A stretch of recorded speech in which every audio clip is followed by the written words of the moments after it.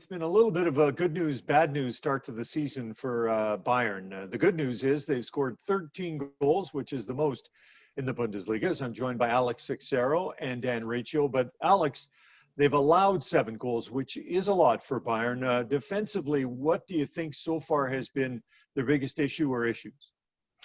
Well, I think there's a few of them. They're just kind of unsettled right now, and I think a lot of that has to do with Hansi Flick. You know, over the first 3 games in the Bundesliga, he's gone with a different back four each time.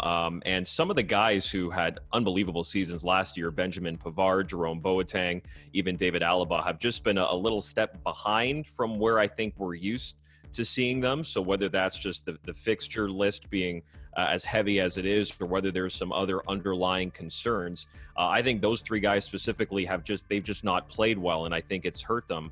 I think the other interesting thing is, and I know Alphonso Davies had some injury issues earlier in the season, but in the 3 games we've seen, the first game he didn't play, the second game he played a left back, and that's when they lost to Hoffenheim 4-1. In the game a couple of weeks ago against Hertha, he was starting as a left winger. And I think a part of that is because it seems like Hansi Flick really likes Lucas Hernandez playing as a left back, and Hernandez started that game as a left back. He can also play at center back, but I think Flick wanted to try to get both Davies and Hernandez into the starting 11.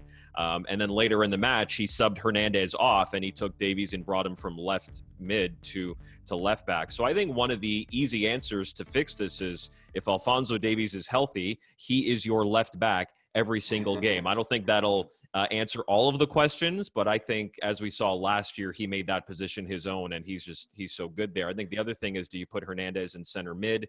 Do you try Nicolas Sula? They got to be a little more solidified in the middle. So, but having Davies play left back every single game, I think will help a lot of their problems.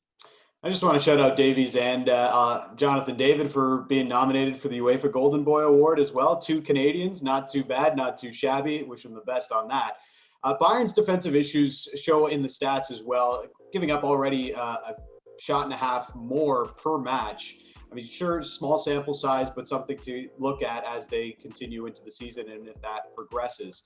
I was really curious about their transfer strategy as well. I mean, it just kind of seemed like at the end they were just desperately trying to grow the squad and bring in some depth. They brought back Douglas Costa from Juventus, who, I'll just throw it out there, has not been very good at Juventus for the last couple of years. And also Choupo-Moting comes over from PSG. And, you know, he's got some Bundesliga experience, but at the same time, what extra is he bringing to your lineup?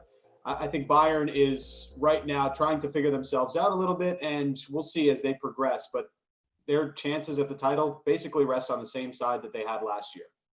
Well, last year, Leipzig finished 3rd in the Bundesliga table. So, Dan, should we be surprised as they get set for a top-of-the-table match with Augsburg that they've had this kind of start, almost a continuation of what they did last season into this season?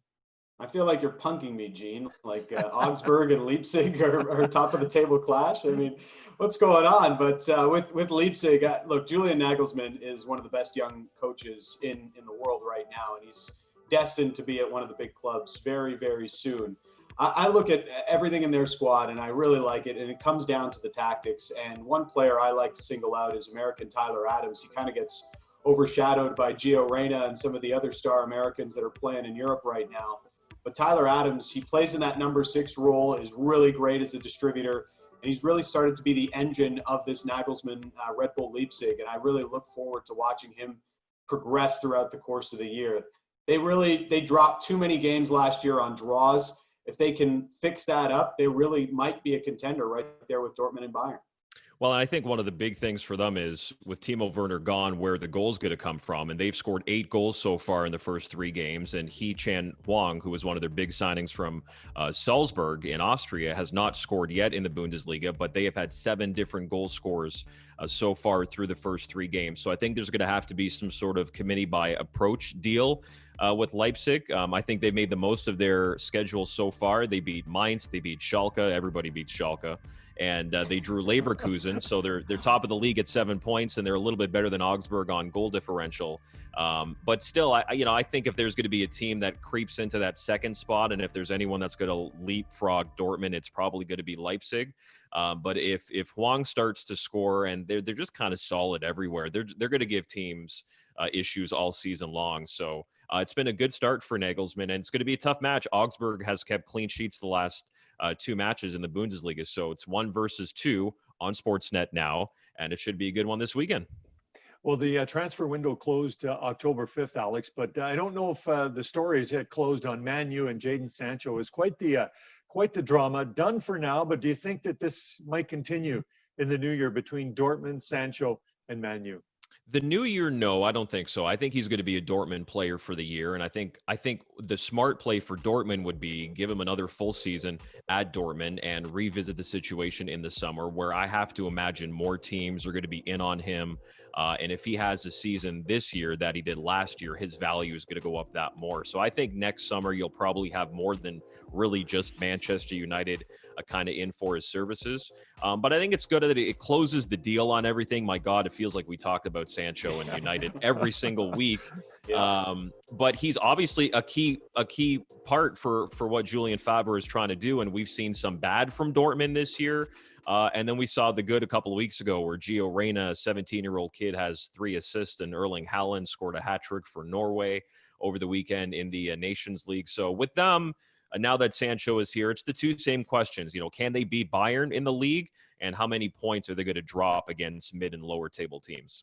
Yeah, and just a final thought on United. I mean, they were told on August 10th that the deadline was August 10th. If you don't give us 120 million, then he's not coming. We're not selling. And United went on to play a staring contest, and then they went for their last-ditch deals on deadline day when they finally realized Dortmund wasn't going to sell. It really was an ugly situation, and you can see it playing out at Manchester United right now with their choppy start to the season.